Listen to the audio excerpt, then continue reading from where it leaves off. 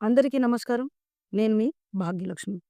దేవతలు సైతం మోక్షం పొందాలంటే కోరుకునే జన్మ మానవ జన్మ, మన జన్మ.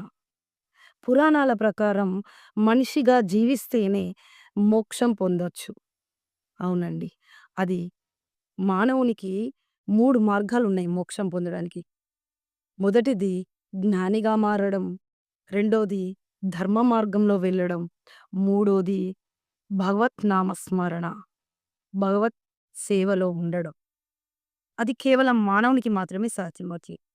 జంతువులకు ధర్మాన్ని ఎంచుకునే తత్వం లేదు. కర్మఫలాలను అంటే పుణ్య పాపాలను బట్టే జంతువులనేవి జన్మిస్తాయి.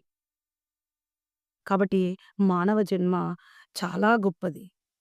భగవద్గీతలో ఒక చక్కటి శ్లోకం ఉంది. బహూనాం జన్మనాంతరే జ్ఞానవాన్ మా ప్రపద్యతే. అనేక జన్మల తర్వాత జ్ఞానినవుతూ మోక్షం పొందడం, భగవంతుణ్ణి చేరడం. ఇదే జీవిత లక్ష్యం. అంత గొప్ప శ్లోకం అండి భగవద్గీతలో ఉంది.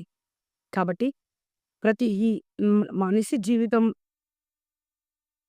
కొందరంటారు ఇది వేస్ట్, మానవ జీవితం వేస్ట్ అంటారు, కానీ కాదండి.